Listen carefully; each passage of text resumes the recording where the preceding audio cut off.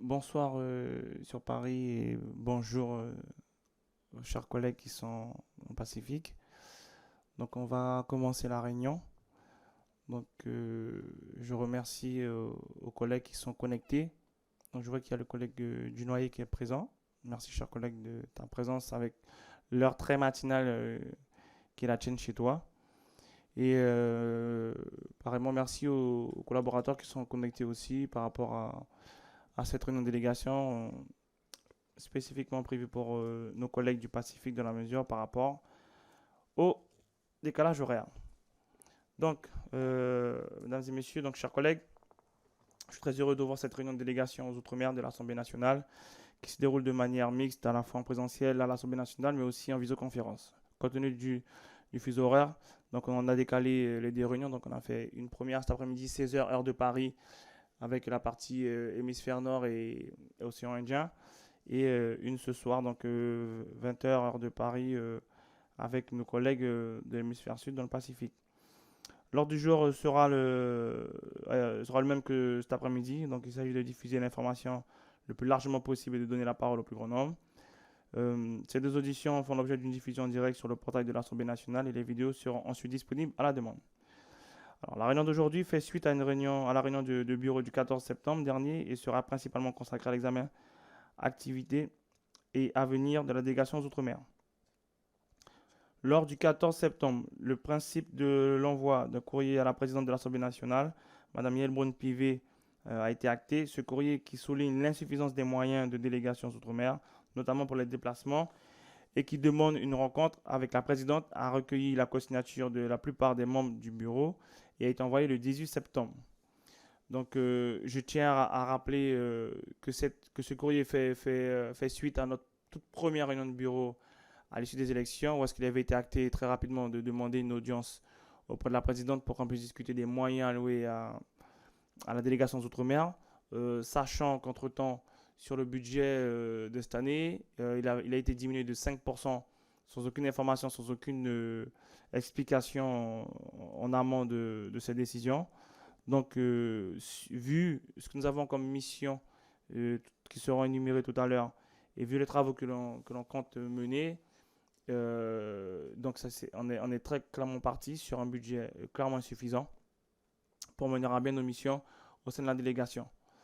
Donc voilà, on va dire la principale raison de cette rencontre avec la présidente, afin qu'on puisse discuter et voir maintenant ce qui pourrait être possible de faire. Le bureau a également décidé d'inviter le ministre de l'économie et des finances, le ministre de la santé et de la prévention, ainsi que le ministre chargé des Outre-mer, pour évoquer la préparation du PLF et du PLFSS sous le prisme ultramarin. Ces courriers également été expédiés le 18, mais pour le moment n'ont pas eu de retour pour l'instant. À ce niveau-là, y a-t-il des questions, chers collègues?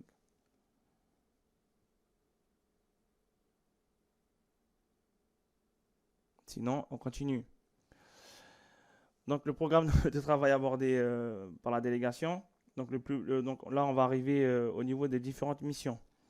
Donc, ce que je vais faire, comme on a établi ça cet après-midi, je vais plus ou moins énoncer les missions qui sont dans le spectre 2023-2024. Et ensuite, il y aura un temps qui sera donné à tout à chacun de pouvoir se positionner sur telle ou telle mission et qui seront lancées.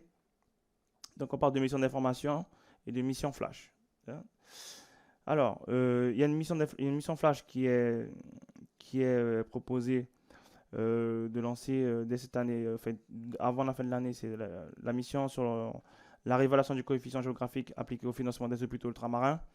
Je rappelle que cette réévaluation de ce coefficient géographique était un engagement de campagne du président Macron en place aujourd'hui par la voix de M. Castex qui s'était déplacé sur nos territoires ultramarins. Donc aujourd'hui, c'est tout simplement de mettre en œuvre cette promesse de campagne et de relever ce coefficient géographique qui est nécessaire et qui est devenu vital pour le financement de nos hôpitaux. Ensuite, il y a une mission d'information qui avait été initialement, et là donc c'est bien que le collègue Philippe Junet soit là puisqu'on a eu un échange de mails par rapport à cela, donc une mission d'information qui avait été initialement vue sur le prisme de la Nouvelle-Calédonie en matière d'évolution institutionnelle, mais suite aux échanges dès la réunion de bureau et ensuite entre les différents acteurs hier, cette mission d'information qui est basée sur l'évolution institutionnelle est basée pour tous les territoires d'outre-mer sur la situation actuelle, les volontés et velléités des uns et des autres, ce qui est possible de faire, ce qui n'est pas possible de faire dans différentes situations. Ça, c'est la deuxième mission pour l'année 2023. En 2024, après, il y a 4 missions qui sont plus ou moins fléchées. Mission flash et mission d'information. Il y a la mission flash pour les colis postaux, mission flash sur le RSMA dans les Outre-mer, mission d'information sur les études supérieures sur nos territoires ultramarins. Et il y a une 4e mission qui était soumise au débat quant à sa pertinence à l'instant T. C'est concernant le montage des prix concernant les billets d'avion au départ de l'Hexagone et vers nos territoires ultramarins, dans la mesure qu'il y a un obstacle majeur qui est celui qu'a brandi tous les industriels, les entreprises et autres quand on voulait savoir le montage des prix. C'est le secret des affaires, donc loi votée lors de la mandature précédente, qui leur octroie le droit maintenant de ne pas transmettre les éléments nécessaires pour qu'on comprenne le montage des prix. Donc, après la discussion, on doit se réunir pour voir si on a la capacité ou la volonté de rencontrer les ministres en question pour qu'on puisse trouver une solution afin qu'on ait accès à ces chiffres-là parce que ça devient nécessaire quant à la réalité de nos territoires qui subissent de plein fouet la cherté de la vie. Et il y a une 5e proposition, une demande qui a été faite de la part de la collègue, j'oublie le nom, des Yvelines, donc une députée des Yvelines, madame, donc la collègue Béatrice Piron, qui a demandé à ce qu'on mette aussi sur la table le besoin de faire une mission d'information sur la question de l'éducation dans le territoire ultramarin, sur l'illettrisme et toutes ces difficultés de réussite qu'on a sur nos territoires au travers de la langue française, la langue maternelle et bien d'autres choses. Donc voilà concernant la question sur les missions d'information et les missions flash. La parole circule. Collègue Dunoyer. Oui, merci, Président. Merci pour l'organisation de cette réunion un tout petit peu plus adaptée à notre décalage horaire. Quelques mots donc, sur ce point-là, le point d'émission d'information, sur la question du coefficient géographique des hôpitaux. Moi, je rejoins la préoccupation de notre collègue Lebon, avec qui j'ai eu le plaisir de déposer un rapport à la délégation aux droits des enfants. Alors, c'est un petit aspect du problème du coefficient géographique, mais elle avait eu l'occasion de le rappeler et je crois même qu'elle en avait fait une des recommandations du rapport. Donc, je suis non seulement solidaire, mais intéressé par cette mission flash. De la même manière, sur les sujets évoqués rapidement du RSMA et des études supérieures sur nos territoires, je pense que ce sont 2 sujets également qui préoccupent la population calédonienne. Évidemment, celui de la vie chère. Donc, je souscris et je soutiens ces demandes de mission.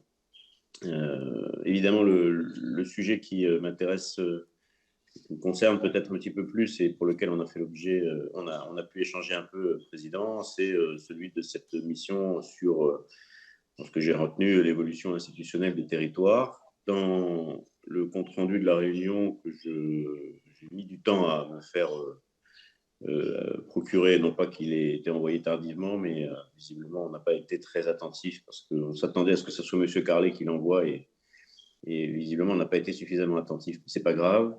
J'ai retenu dans le compte-rendu qu'il y avait une mission, un objectif, pardon, au départ, proposé par notre collègue Sandrine Rousseau, qui était de vérifier, de s'intéresser aux conditions de réalisation du référendum, le dernier, et sur l'impartialité de l'État dans le cadre du processus. Donc, c'était un champ différent de celui que tu évoques, Président,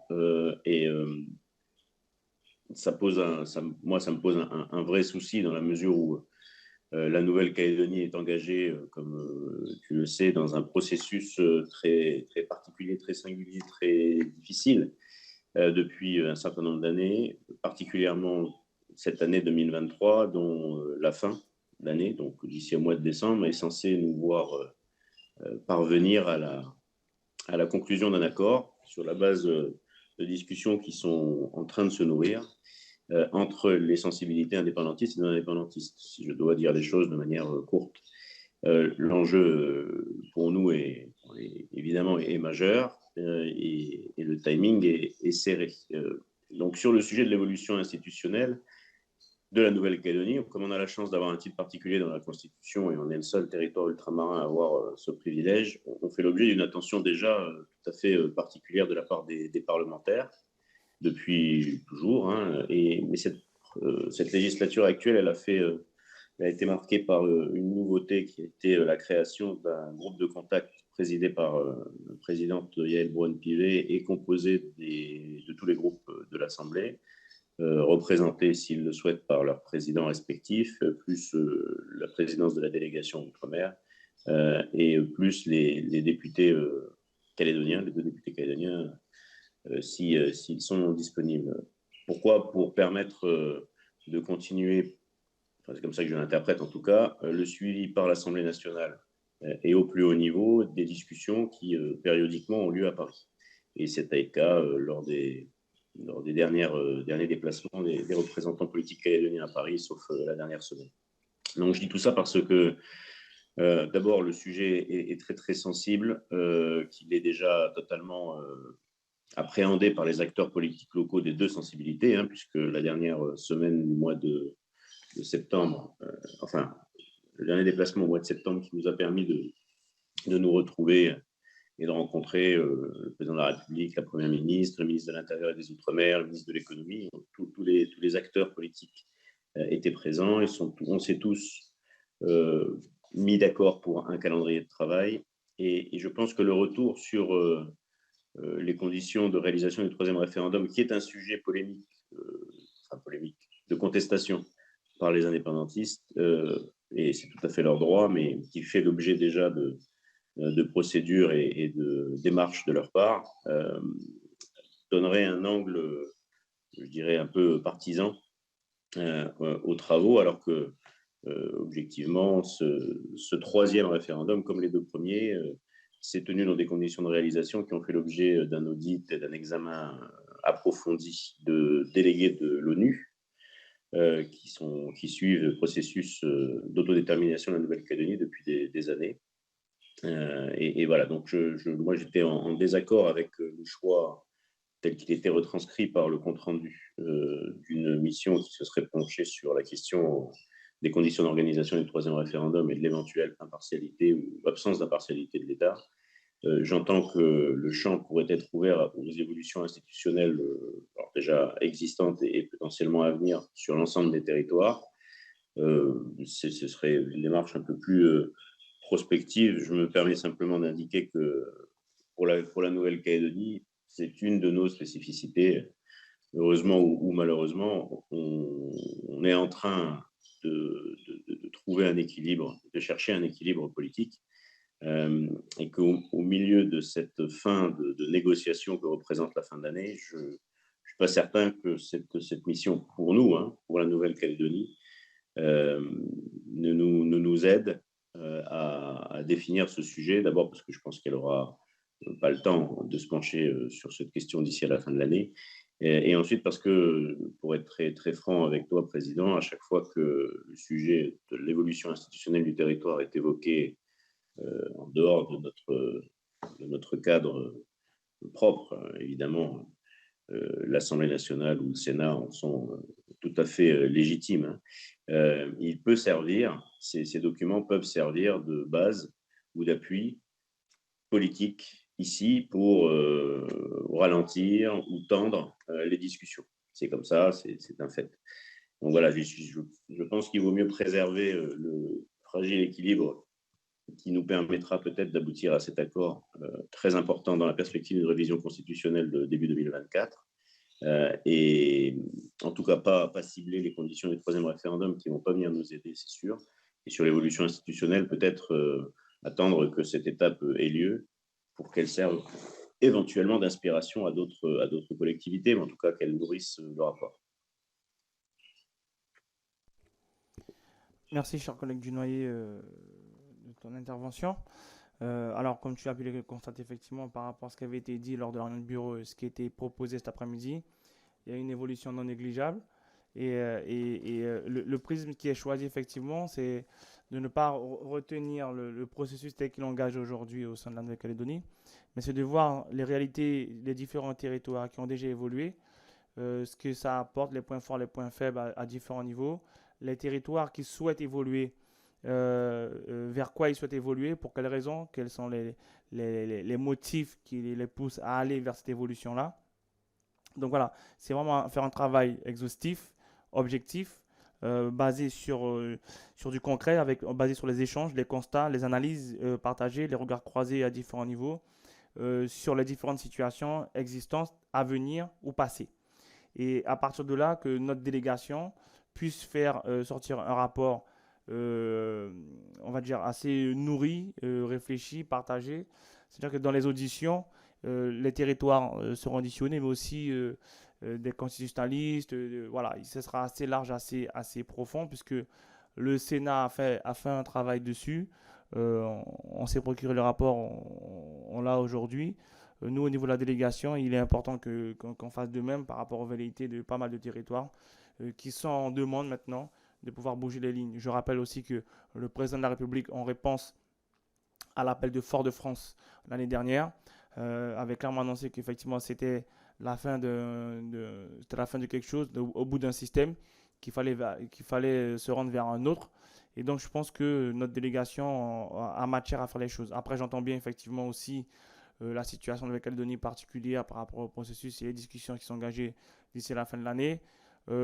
Avant, bien sûr, de choisir la date qui sera la plus appropriée pour nous déplacer, il y aura un échange avec les députés concernés automatiquement. Et c'est sûr que on ne se rendrait pas, en l'occurrence, par exemple, en Nouvelle-Calédonie, s'il n'a pas eu un temps d'échange en amont avec vous, qui êtes les experts du territoire en la matière, pour nous dire si oui ou non il est opportun d'y aller maintenant, dans tant de temps ou l'année prochaine. Donc, soyez rassurés de ce côté-là. Et puis derrière, le rapport n'aura aucun niveau va dire si oui ou non le processus est bien ou pas bien. Il ne sera pas orienté vers cela. C'est vraiment sur les choses qui se font, qui devraient se faire, qui ne seraient pas dû faire par rapport à telle ou telle évolution déjà ou autre. Et là où c'est intéressant, c'est que la Nouvelle-Calédonie a un statut particulier, comme tu l'as bien rappelé, collègue du Noyer. Et donc, il faudra voir effectivement si c'est une force, une faiblesse par rapport aux autres territoires qui sont déjà, par exemple, en 74, qui veulent aller plus loin pour d'autres qui réfléchissent à peut-être même aller en deçà, d'autres qui sont dans le 73, qui veulent aller vers 74, qui veulent aller carrément comme la Nouvelle-Calédonie. Donc voilà, il y a tout qui est sur la table aujourd'hui. Et il y en a pour l'instant, tel que Mayotte, qui ne souhaitent pas bouger aussi, c'est une réalité aussi. Donc voilà, c'est prendre toutes ces choses-là en même temps et voir maintenant dans ce rapport-là, avoir un rapport que tout le monde pourrait utiliser, se nourrir, porter la réflexion et partager potentiellement des propositions. Donc voilà. Très bien, merci, merci Président. Puis-je prendre la parole? Bien sûr. Merci. Non, c'est très clair. Je pense que la décision prise par le bureau est la bonne et le sujet est effectivement intéressant. Je pense que la Calédonie est certainement le laboratoire institutionnel le plus riche. Je ne sais pas si il est le plus intéressant, mais en tout cas le plus riche ces dernières années. Et d'ailleurs, j'indique qu'on a à notre disposition maintenant un document qui a été réalisé par un cabinet d'audit local sur l'évolution de l'accord de Nouméa. Enfin, c'est un bilan, ça s'appelle le bilan de l'accord de Nouméa, qui a été signé en 1998 et qui fait un retour sur les 25 dernières années pour voir si les évolutions institutionnelles qui sont venues se rajouter à celles de 1988 ont produit leurs effets, ou en tout cas les effets attendus, ou pas.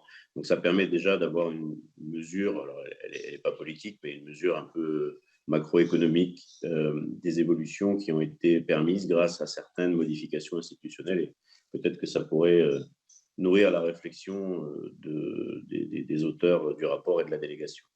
Mais en tout cas, merci pour ces précisions. Moi, je suis à la disposition de la délégation, évidemment, que ce soit en présentiel ou en visio, pour échanger sur le sujet lorsque le moment sera venu.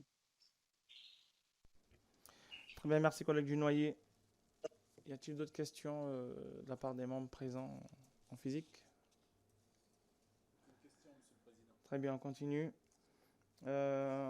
Alors, pour les missions évoquées, donc pour celles qui sont déjà prévues pour cette année, donc on laisse l'ouverture à candidature pour faire partie, pour être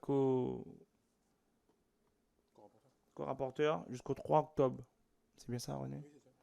Et ensuite, lorsqu'on lancera pour l'année prochaine les autres missions, pareil, il y aura une date butoir pour les missions pour être candidat, pour être co-rapporteur de ces dites missions, tant flash que mission d'information.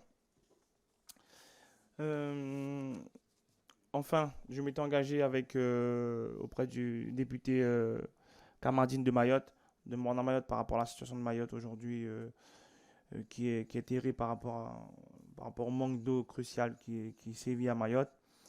Donc j'espère que j'aurai le temps d'ici avant la fin de l'année de me déplacer à Mayotte et de concorder les dates avec le collègue Kamardine.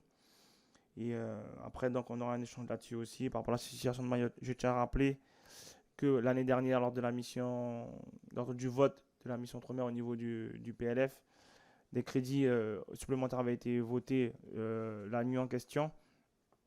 Donc, il avait été prévu aussi un crédit supplémentaire pour l'eau. Et on avait discuté de Mayotte, de la situation de l'eau au niveau de Mayotte aussi déjà l'année dernière. Je rappelle que suite au 49.3 de 300 millions, on est passé à 53 millions de crédits.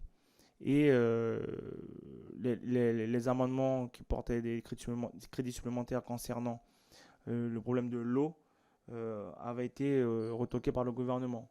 Donc là, aujourd'hui, Mayotte traverse une situation qui est terrible. Pourtant, dès l'année dernière, tout le monde savait que ça allait être compliqué pour Mayotte par rapport à sa réalité. Donc c'est dommage, je pense qu'on a loupé le coche. On aurait pu faire mieux. Mais bon, on verra qu'est-ce qui pourrait être fait de concret pour que... Donc on a entendu les annonces du gouvernement au travers du ministre délégué aux Outre-mer Vigier sur ce qu'il met en œuvre pour répondre à la situation de Mayotte. Mais on verra après sur le long terme si ça correspond aux besoins de Mayotte. Donc voilà. Y a-t-il éventuellement des questions diverses ou informations diverses que les membres de la délégation aimeraient porter à la délégation?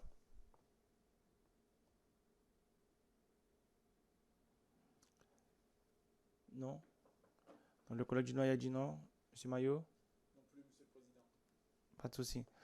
Donc, l'ordre du jour de la délégation étant épuisé, je souhaite une très bonne journée donc, aux collègues Dunoyer. Et je vous dis à très, très vite pour les travaux qui nous lient toutes et tous. Bonne continuation.